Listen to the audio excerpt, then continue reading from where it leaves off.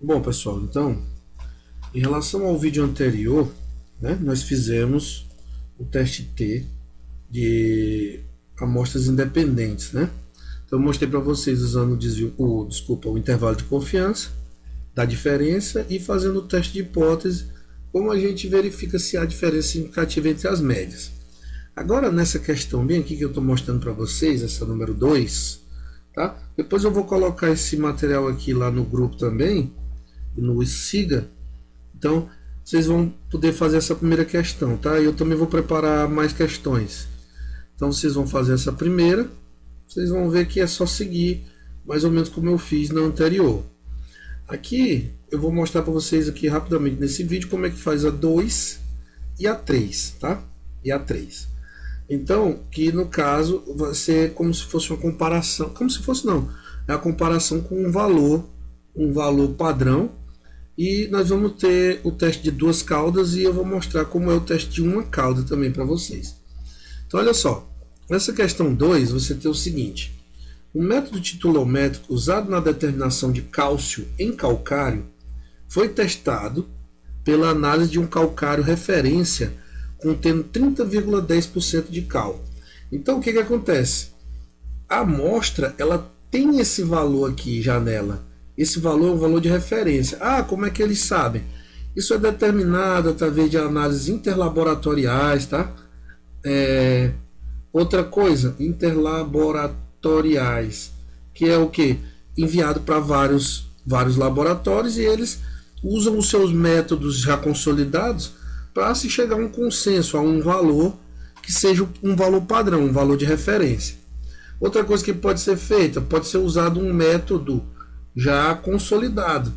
Vamos supor que existe um método de, sei lá, de espectroscopia em chama, ou absorção atômica, no caso. E esse método desse valor, essa postagem de cálcio, de cal para aquela amostra. Então, aquilo vira um valor de referência. Então, sabe que existe aquele valor de referência. Aí o que acontece? Foi aqui na questão, esse método titulométrico vai ser testado nessa amostra de referência. Então, o método titulométrico ele usou 4 análises e deu esse TO, 30,26% de cal. E o desvio padrão foi esse aqui, tá? Então, lembrando que esse desvio padrão ele está baseado em 4 análises, ou seja, o grau de liberdade dele é 3, né? Então, N-1. Aí ele está perguntando se os dados indicam a presença de um erro sistemático a um nível de confiança de 95%. Então, o que eu vou fazer? A priori, eu não quero saber se esse valor é maior ou menor do que o de referência. Eu quero saber se ele é diferente. Se ele é diferente, significativamente diferente, é porque existe um viés, existe uma tendência no método titulométrico, não é isso? Então, por exemplo, se o método titulométrico tiver um viés positivo, ele estiver determinando sempre um valor maior do que o que existe realmente na amostra, então isso vai se refletir aqui no teste estatístico. O teste vai dizer se há uma tendência, né, para que o valor seja maior ou menor, certo? Então, a priori, o que eu vou estabelecer é o seguinte, né? Vamos só anotar os dados aqui. Vou aqui colocar uma outra página.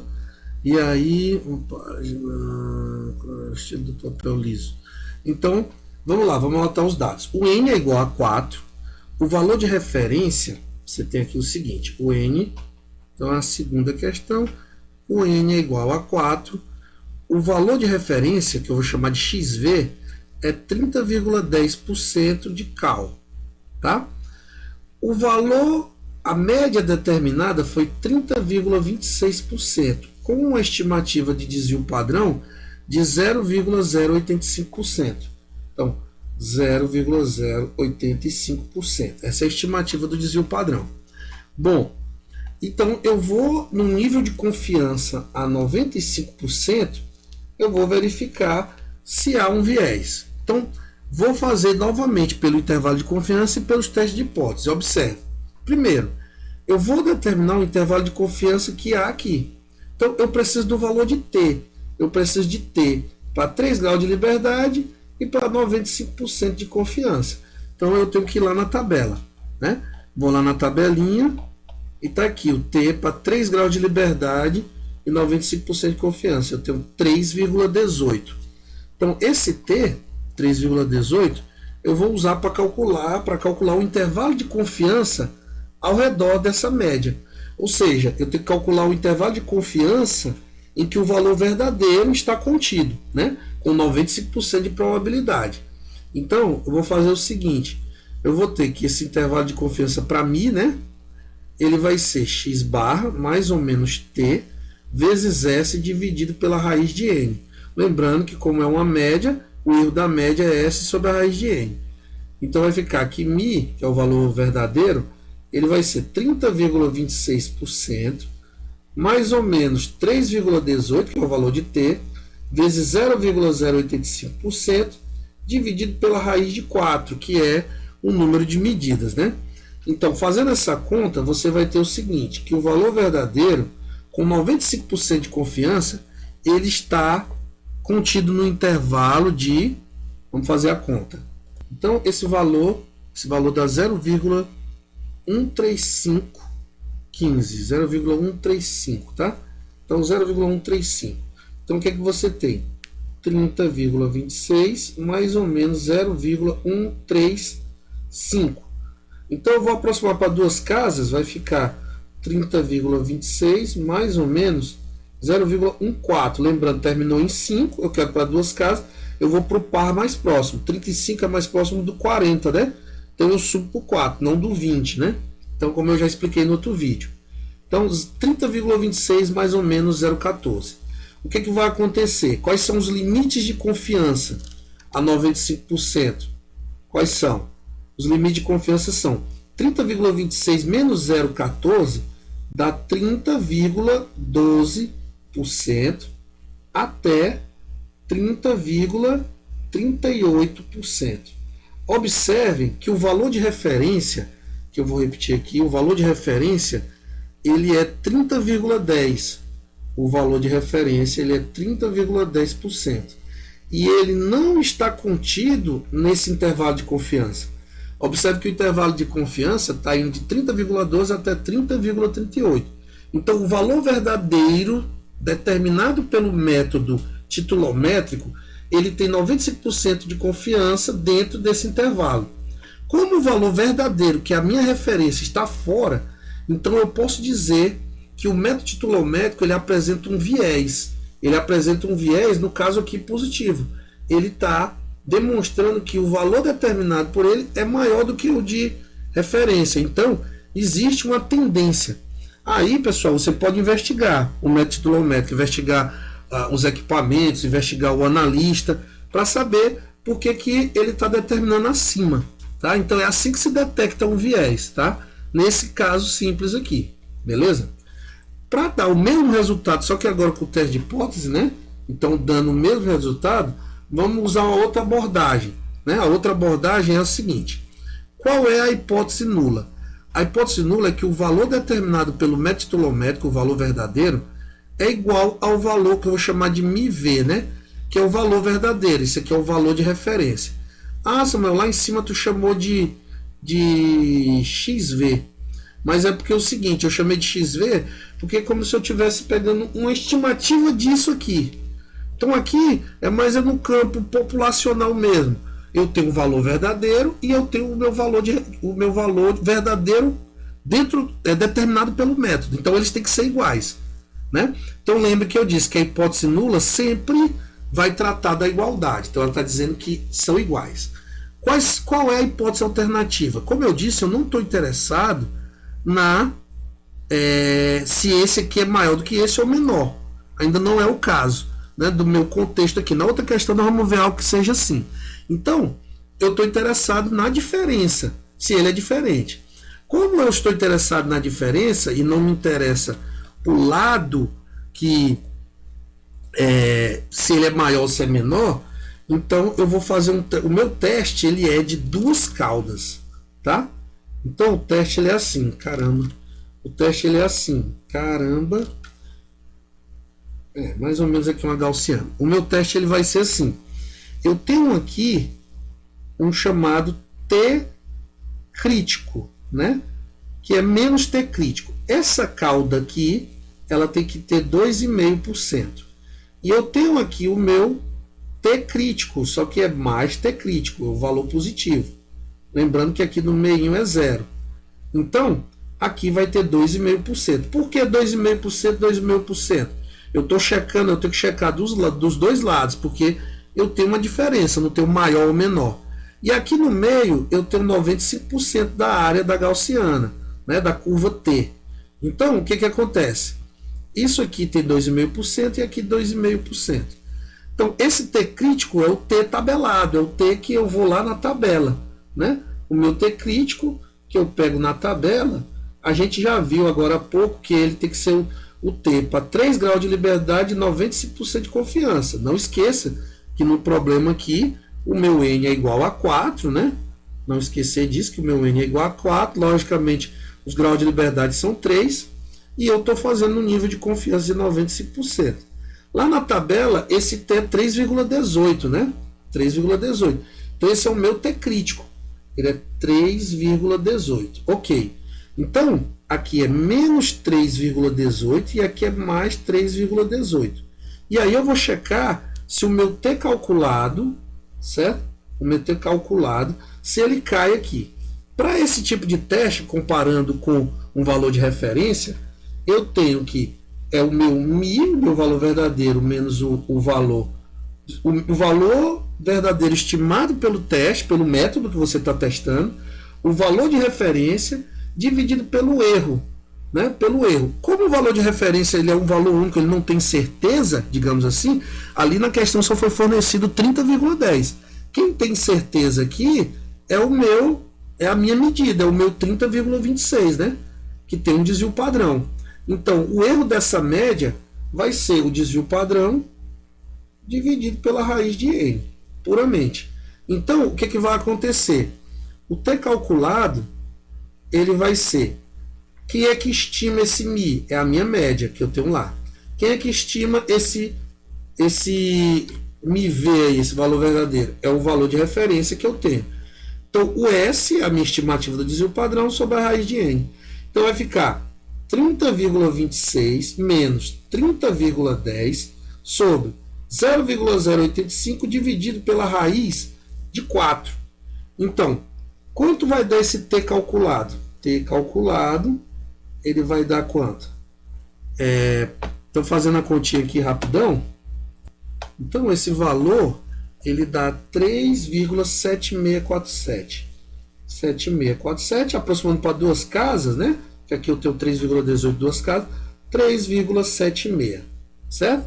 Então, o que acontece? Né? Aproximei para duas casas, aqui é 4, né, pessoal? Então, fica 3,76, eu mantenho o número.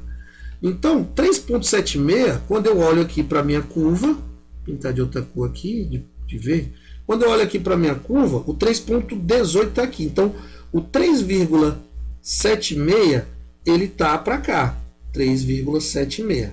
Então, ele está à direita, né? Ele está dentro da região de rejeição. Então, como ele está dentro da região de rejeição, então nós dizemos o seguinte: rejeitamos, com base nesse método, né, a hipótese nula a um nível de confiança de 95%. Ou seja, o valor 30,26% é significativamente diferente de 30,10%, que era o valor de referência. Então, nesse caso, como eu sei que isso aqui é maior do que isso, eu posso até dizer que há um viés positivo. E é o mesmo resultado que a gente teve agora há pouco. Aí você me pergunta, Samuel, às vezes eu encontro em algum lugar um P, que é associado a esse nível de confiança, um P de 0,05. Esse P, pessoal, é exatamente a cauda.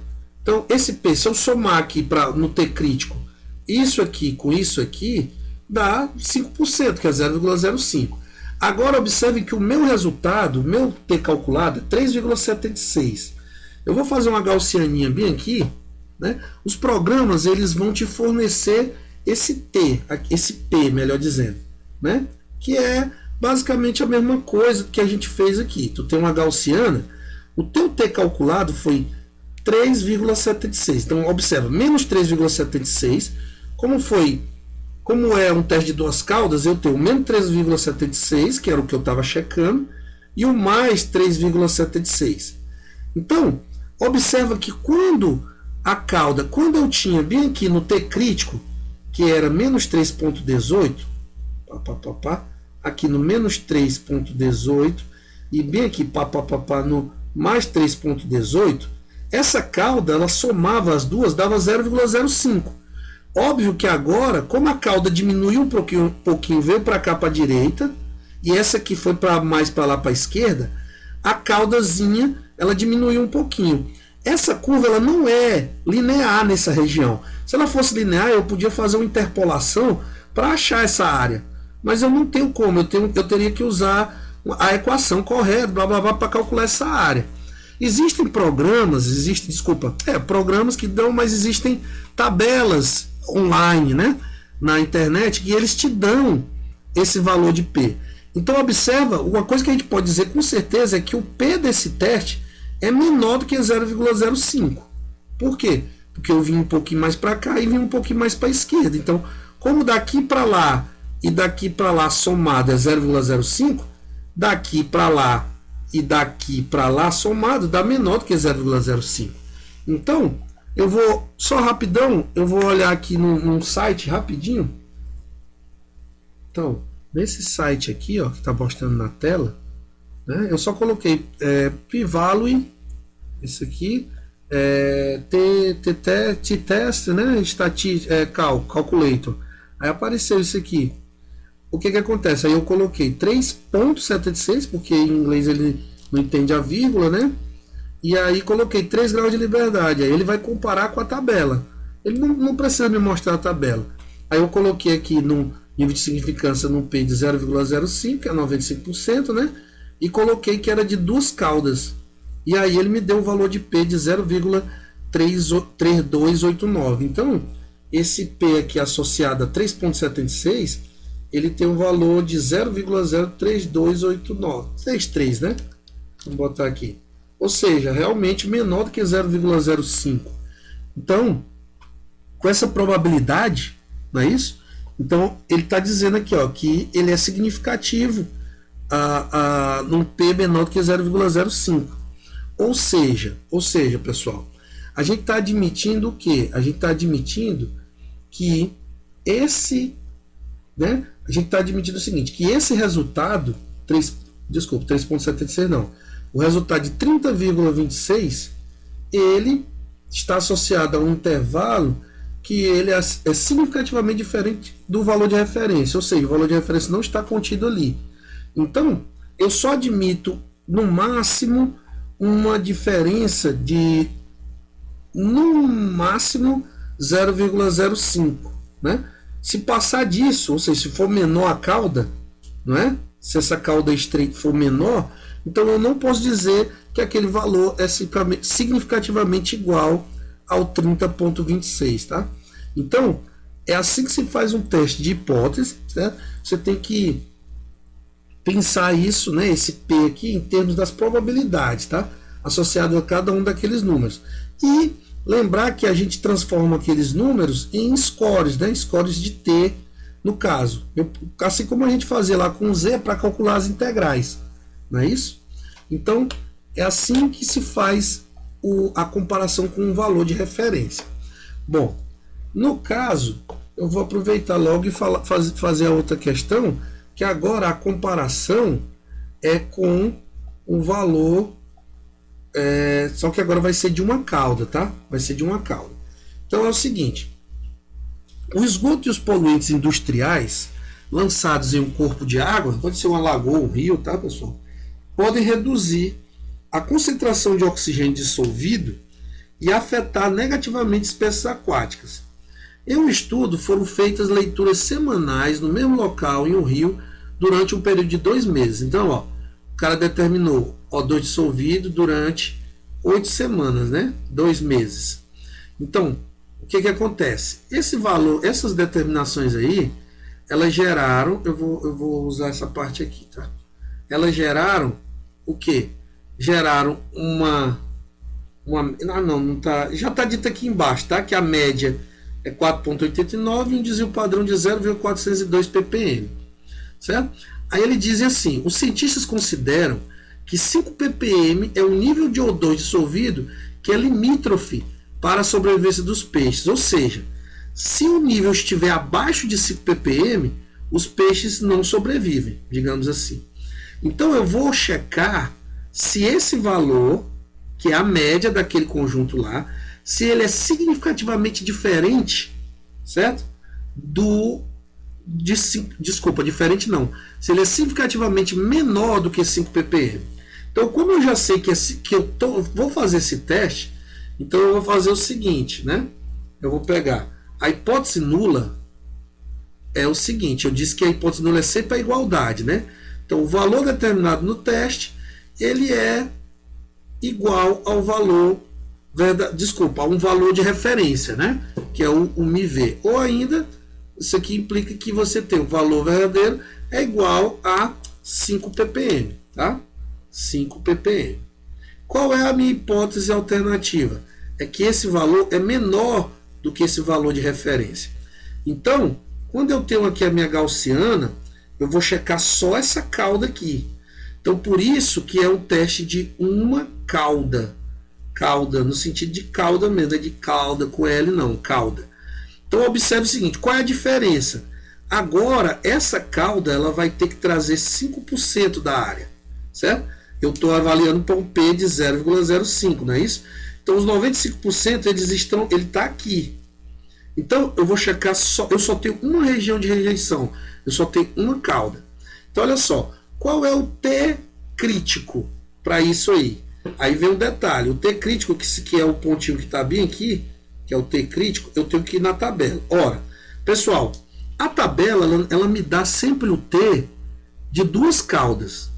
Então, para esse problema, eu tenho que procurar o T para 90%. Por quê? Porque se eu tenho 5% aqui, tendo 5% do outro lado, aqui, 5%, o que fica no meio é 90, né? 5 e 5, 10, o que fica no meio é 90. Então, mas eu não vou usar essa cauda, entenda. É só para pegar na tabela. O que é que eu faço? Eu venho na tabela e olho esse valor aqui, ó. Eu olho para 90. E, são quantos graus de liberdade? Lá são 8 semanas, né? Então são 8 semanas, são 7 graus de liberdade. Então 7 graus de liberdade eu tenho 1,90. Então por que eu estou pegando 1,90? Não é que eu vá usar as duas caudas e nem que eu vá usar o nível de confiança 90. Acontece que a tabela, ela me dá um T já que a simetria, obedecendo a simetria. Então esse T aqui de 1,90, ele me dá 5% aqui e 5% desse lado. Então eu esqueço isso aqui que está do lado de cá, mas eu foco no 1, no caso aqui menos, né? Eu foco no menos 1,90. Por quê? Porque é exatamente ele que vai me dar 5% naquela cauda ali. Então 1,90 é o meu T crítico. Aí eu vou, né, 1,90 e vou para o meu T calculado. Quem vai ser o meu T calculado? Vai ser a minha média, que é a estimativa desse valor verdadeiro determinado pelo método, menos um valor de referência, dividido pelo erro dessa média, que vai ser o desvio padrão dividido pela raiz de N. No meu caso aqui dessa questão, o N é 8, não é isso? E o S a gente viu lá que é 0,402 ppm. Então, é só fazer a conta agora, né? Voltando aqui na questão, só para conferir os... a questão está embaixo. Só para conferir os valores. Então tá certo, 4,89 é a média, 0,402 é o meu valor de desvio padrão. Então vai ficar o seguinte, quem é o meu T calculado? O meu T calculado, ele vai ser... vamos lá, o meu T calculado ele vai ser 4,89 menos 5 ppm, que é o valor de referência, dividido por 0,402, que por sua vez está dividido pela raiz de 8. Quanto é que vai dar esse valor? Então, fazendo aqui rapidinho, então esse valor dá menos 0,77, tá? menos 0,77. Então, menos 0,77 ele vai estar onde? Né? Ele vai estar onde? Eu pego esse menos 0,77, observa que menos 1,90, o zero está aqui, né? Vou fazer bem aqui rapidão de novo. Tá aqui o meu zero. Aí, o menos 0,77 está aqui e o meu menos 1,90 está aqui. Então, ele não caiu, aqui tem 5%, né? Não caiu na região de rejeição. Como não caiu, eu não posso rejeitar a hipótese nula. Então, como eu não posso rejeitar a hipótese nula, então eu posso dizer o seguinte, né? Eu olho aqui para a hipótese nula, que eu posso dizer que esse valor ele é significativamente igual a 5 ppm. Ou seja, os peixes não vão morrer naquela água ali, certo? Então, 4,89 não é significativamente menor do que 5 ppm nessa questão aqui, tá, pessoal? Então, eu não rejeito a hipótese nula, não rejeito H0 a um nível de confiança de 95%. Entenda, isso não é infalível, isso é probabilidade, a um nível de confiança de 95%, tá? Então, eu não rejeito. Você poderia fazer com intervalo de confiança? Poderia. Você teria que usar 1,90 e verificar se o intervalo de confiança, se o valor de 5 está dentro do intervalo de confiança. Então, certeza que ele vai estar, porque você não pode rejeitar, né, a hipótese nula. Então, esse é o teste de uma cauda. É quando a minha hipótese alternativa ela está afirmando que o valor é menor ou maior do que uma referência, tá? Então, esse exemplo aqui, a conclusão seria que esse nível aqui de O2 dissolvido, né? Essa água, ela não oferece perigo para os peixes ainda, né? Ainda. Se você continuar checando e ao longo das semanas você desprezar alguns valores desse e ver as médias nos últimos meses e tal, pode ser que isso seja significativamente menor do que 5 ppm, né? Mas com esses dados aqui você não pode afirmar isso estatisticamente. Mais uma vez, eu posso calcular o valor de P associado a esse 0,77. Obviamente, como esse 0,77 está mais para cá, observa que o valor de P dele vai ser maior do que 0,05. Então, como é maior, eu não desprezo a hipótese nula. Entendeu? Não há significância, não há diferença significativa, né? Então, só para eu checar aqui no site que eu achei esse valor de P certinho. Então, o valor aqui que eu achei dá 0,233. Então, bem maior aqui do que 5%, né? Então, dá 23,3%. Então, para esse aqui, o P é 0,233. Então, realmente, ele não é significativo, né? Então, como ele não é significativo, ele não é diferente daquele valor de 50, não é significativamente menor, melhor dizendo, e a hipótese nula não pode ser rejeitada, tá, pessoal?